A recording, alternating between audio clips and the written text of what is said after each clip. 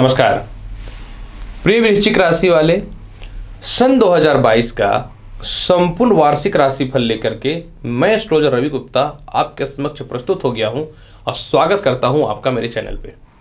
प्रिय वृश्चिक राशि वाले, आज मैं आपको बताऊंगा 2022 का वार्षिक राशिफल अर्थात कैसा रहेगा आपके जीवन में 2022 का संपूर्ण फल। आपके कर्म क्षेत्र से लेके आपके जीवन में धन, संपत्ति, संतान, दाम्पत्य, शिक्षा, सभी चीज़ों के महत्वपूर्ण ऐसे ऐसे मुद्दे पे चर्चा करूंगा जो आपके जीवन में बहुत ही महत्वपूर्ण है।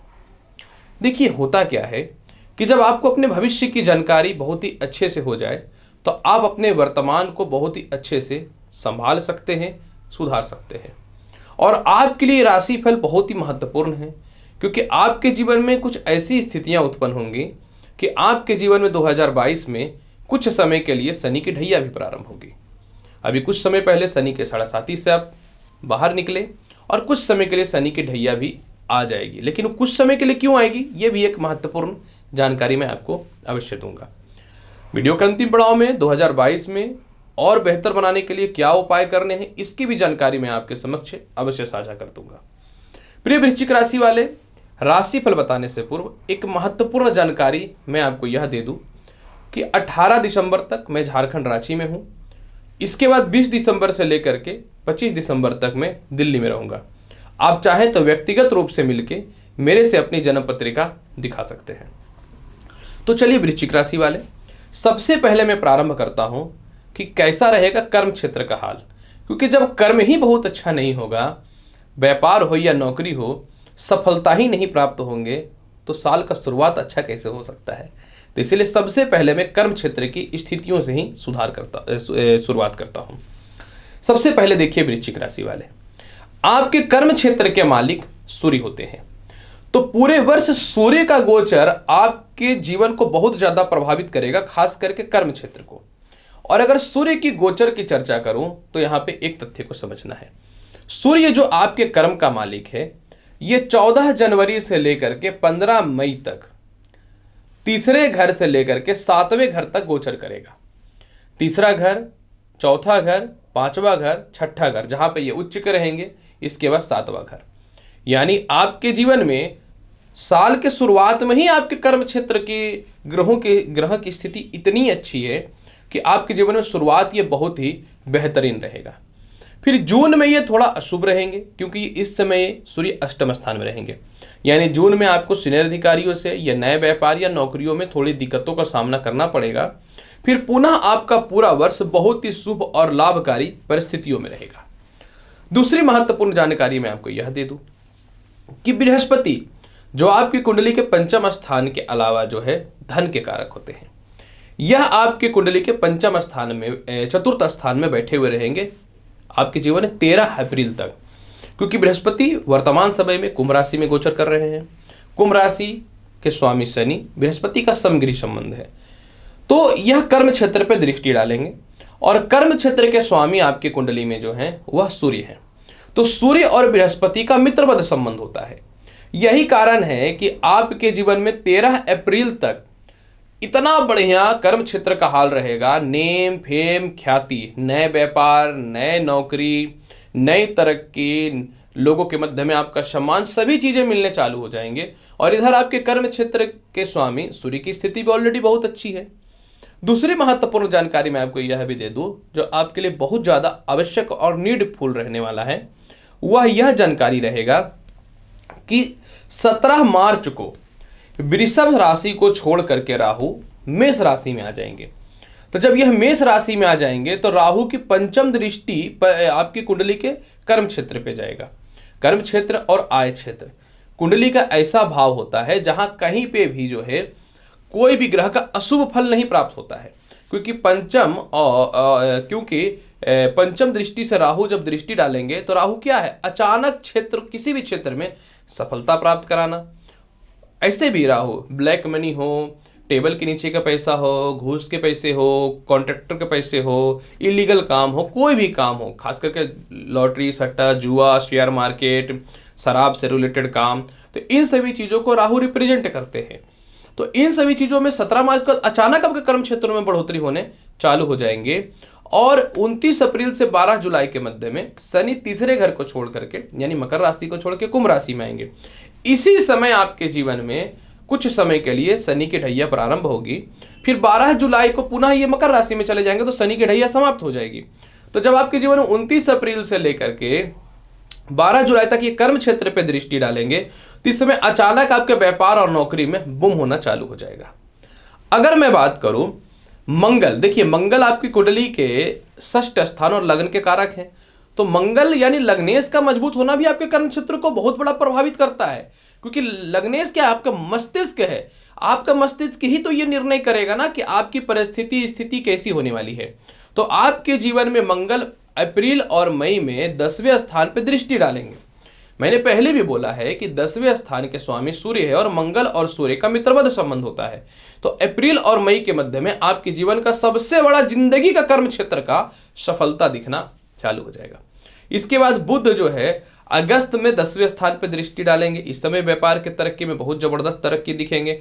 और अगस्त और सितंबर में साल के अंतिम पड़ाव में शुक्र जो है, जो आपकी कुंडली में व्यापार के यानी 7वें घर के कारक होते हैं, वह कर्म क्षेत्र में रहेंगे।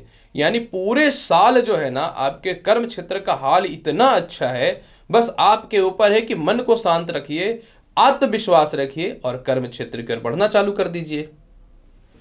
अगर मैं चर्चा करूं आपके जीवन में आय और धन का, देखिए आय कारक आपके कुंडली में बुध होते हैं और धन कारक आपकी कुंडली में बृहस्पति होते हैं। तो आय के कारक बुध पूरे वर्ष बहुत ही शुभ अवस्था में रहेगा। ऐसे भी बुध और सूर्य एक ऐसे ग्रह होते हैं जो कुछ स्थान को छोड़ करके ऑलमोस्ट सभी जगह पे शुभ फलदायी होते हैं। तो आपके जीवन में पूरे वर्ष बुध की स्थिति बहुत ही अच्छी रहेगी। धन कारक गुरु, क्योंकि द्वितीय स्थान धन के कारक होते हैं, धन कारक बृहस्पति जो है आपकी कुंडली में 13 अप्रैल तक जो है ये चतुर्थ स्थान पे रहेंगे। हालांकि देखिए ये हंसियों की उत्पत्ति तो नहीं करेंगे, लेकिन धन का मालिक जब चतुर्थ स्थान पे चला जाएगा तो आपके संपत्ति बिकने के अलावा धन की प्राप्ति होगी। घरेलू झगड़े में प्रॉपर्टी बिकेंगे, उसमें धन की प्राप्ति होगी। इसके अलावा जो है अचानक फंसे हुए पैसे आपके मिल जाएंगे, सरकार के पास फंसे हुए पैसे मिल जाएंगे। और 13 अप्रैल से यही बृहस्पति पंचम स्थान में आ जाएंगे और पूरे वर्ष रहेंगे। तो पंचम स्थान में जब ये आएंगे तो ये मीन राशि में आएंगे और मीन राशि के स्वामी जो होते हैं बृहस्पति होते हैं, तो ये पूर्ण रूपेण हंस योग उत्पत्ति कर देगा। तो इस समय आपके जीवन में 13 अप्रैल के बाद आप दौलत तो रख ही नहीं पाइएगा। मैं तो एक मार्गदर्शक हूं और बता सकता हूं, लेकिन सत्य बात है कि 13 अप्रैल के बाद आप दौलत रख ही नहीं पाएंगे, बहुत ज्यादा धन की प्राप्ति होगी। इसके अलावा सितंबर अक्टूबर में आपके जीवन में सूर्य आय स्थान में रहेंगे, कन्या राशि मित्रगत राशि है। इस समय भी आपके जीवन में अत्यधिक धन की प्राप्ति होगी। मई और जून पे मंगल की आय स्थान पे दृष्टि रहेगी, इस समय भी बहुत ज्यादा आपकी धन की प्राप्ति होगी। सितंबर और अक्टूबर में शुक्र आपकी कुंडली के कन्या राशि में आय स्थान में रहेंगे, इस समय भी धन की प्राप्ति आवश्यक तौर पे होने वाली रहेगी, पर थोड़ा सा कष्ट के साथ में। यानी आप स्वयं देखिए वृश्चिक राशि वाले कर्म क्षेत्रों की हाल बहुत अच्छी है, आय की स्थिति की हाल बहुत ही अच्छी है। कुछ समय के लिए शनि के ढैया भी आएगी, वह भी समाप्त होगी, यानी यह भी हाल बहुत अच्छा है। अब चर्चा करते हैं आपके जीवन में विवाह और दाम्पत्य का। देखिए आपकी कुंडली में वैवाहिक जीवन के कारक शुक्र होते हैं और शुक्र की स्थिति पे विचार करना अत्यंत आवश्यक है। आपकी कुंडली में शुक्र जो है जनवरी में धनु राशि में रहेंगे, यानी द्वितीय आपकी कुंडली में धनेश रहेंगे। यानी साल के शुरुआत में ही वैवाहिक जीवन में सुधार और विवाह के अच्छे अच्छे रिश्ते आने बहुत ही अच्छे चालू हो जाएंगे। फिर पूरे वर्ष जो है शुक्र आपकी कुंडली में बहुत ही शुभ अवस्था में रहेंगे। अप्रैल और जुलाई के मध्य में जो है, अप्रैल से जुलाई के मध्य में आपके जीवन में बुध जो है वो 7वें घर पे रहेंगे, जहां वृषभ राशि है और बुध का वृषभ राशि यानी शुक्र के स्वामी से मित्रगत संबंध होता है। यानी अप्रैल से जुलाई के मध्य उन लोगों का विवाह भी तय हो जाएगा जो अपने वैवाहिक जीवन को लेकर के कई सालों से परेशान है। उन लोगों का दाम्पत्य जीवन ठीक हो जाएगा जो अपने दाम्पत्य जीवन को लेकर के बहुत ज्यादा परेशान है। और यही नहीं, फिर पुनः जो है ये जून और जुलाई में भी शुभ अवस्था में रहेंगे। इसके बाद फिर और आगे की स्थिति की बात करते हैं।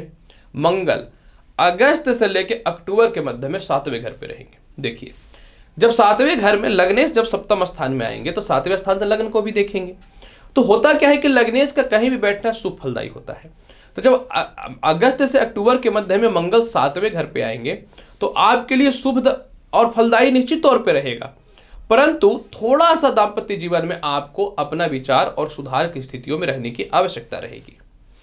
अगर मैं चर्चा करूं संपत्ति और माता पिता का हाल कैसा रहेगा, देखिए संपत्ति कारक आपकी कुंडली में शनि है, और शनि जो है तृतीय घर जहां के वो कारक होते हैं 29 अप्रैल तक विराजमान रहेंगे।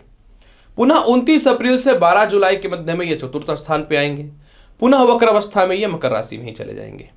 यानी चतुर्थ स्थान का कारक इतने अच्छे पोजीशन पे है कि पूरे वर्ष आपको संपत्ति, माता पिता से सुख और खानदानी प्रॉपर्टी विवाद से रिलेटेड समस्याओं से निकालने वाला रहेगा। खास करके 29 अप्रैल से 12 जुलाई के मध्य में इतना ज्यादा अचानक धन की प्राप्ति होगी कि आप ये निर्णय और डिसाइड ही नहीं कर पाइएगा कि हम क्या करें और नहीं करें, क्योंकि ये बहुत अच्छा समय रहेगा। इस समय अचानक संपत्ति और वाहन का सुख मिलने को देखने को मिलेगा। इसके बाद फिर सूर्य फरवरी से मार्च के मध्य में चतुर्थ स्थान पे गोचर करेंगे। क्योंकि सूर्य आपके कुंडली के केंद्राधिपति होते हैं तो कहीं से भी नुकसान नहीं करेंगे चतुर्थ स्थान पे। अतः आपके जीवन में जो है फरवरी से मार्च में अचानक भूमि, मकान, वाहन और संपत्ति का योग देखने को मिलेगा। यही नहीं, बुध भी फरवरी और मार्च में चतुर्थ स्थान पर बैठ के बुध आदित्य योग बनाएंगे और जो आपके जीवन में अत्यधिक धन और संपत्ति के लाभ की वृद्धि के रास्तों को खोल देंगे। फिर अगर हम बात करें तो शुक्र भी मार्च में आपकी कुंडली के चतुर्थ स्थान पे आएंगे और यह भी केंद्र त्रिकोण राज्यों की स्थिति में रहेंगे। यानी आपके जीवन में ऐसे तो मेन संपत्ति कारक जो है वह आपकी कुंडली में शनि है, लेकिन एक बात जो आपको समझनी चाहिए, 13 अप्रैल तक बृहस्पति भी चतुर्थ स्थान पे रहेंगे। क्योंकि बृहस्पति आपकी कुंडली के केंद्र के मालिक होते हैं तो केंद्र त्रिकोण राजयोग के अलावा आपके अप्रैल तक ऐसे भी भूमि, मकान, संपत्ति का योग बहुत अच्छा है।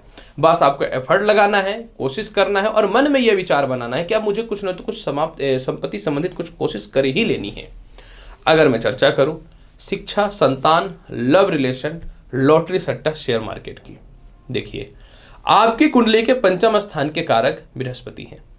बृहस्पति का हाल बहुत अच्छा है 2022 में, क्योंकि 29 अप्रैल तक इन सभी क्षेत्र के मालिक बृहस्पति आपकी कुंडली के चतुर्थ स्थान पे रहेंगे। तो जब यह चतुर्थ स्थान पे रहेंगे तो आपके जीवन में ऐसे भी माफ करेंगे 13 अप्रैल तक शिक्षा, संतान, लॉटरी, सट्टा में इनकम के तो योग ऐसे भी बनेंगे। 13 अप्रैल के बाद यही पंचम स्थान के स्वयं अधिपति बृहस्पति स्वयं पंचम स्थान में आ जाएंगे, जो आपके जीवन में भूमि, मकान, वाहन और धन संपत्ति के अलावा शिक्षा, संतान, तरक्की सभी चीजों के रास्ते खोल देंगे। उच्च शिक्षा की प्राप्ति होगी, संतान सुखों की प्राप्ति होगी, प्रेम से विवाह के योगों में वृद्धि देखने को मिलेंगे।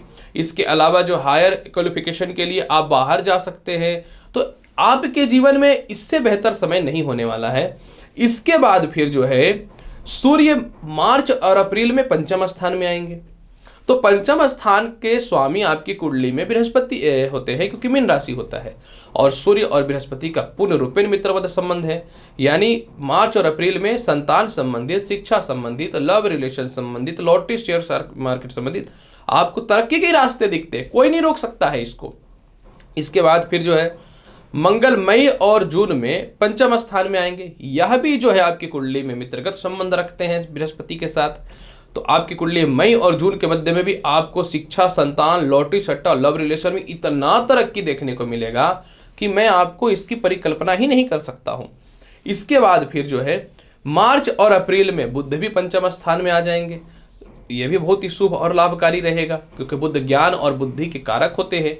तो बुध का त्रिकोण अवस्था में आना ऐसे भी शुभ स्थितियों में रहेगा। स्वास्थ्य की चर्चा करूं तो स्वास्थ्य कारक आपकी कुंडली में जो है वह मंगल है। अब पूरे वर्ष मंगल बहुत ही शुभ और लाभकारी रहेगा।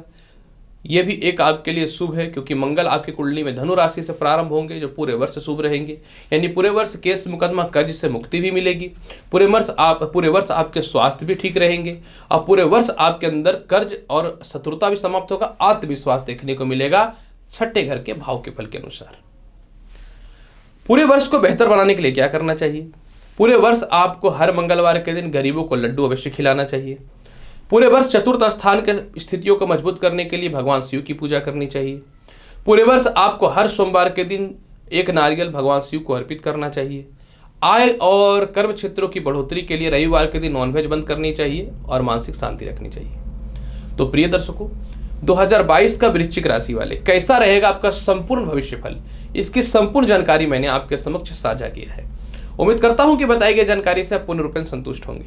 तो आप मेरे चैनल पर नए हैं तो चैनल को लाइक करिए, शेयर करिए, सब्सक्राइब करिए।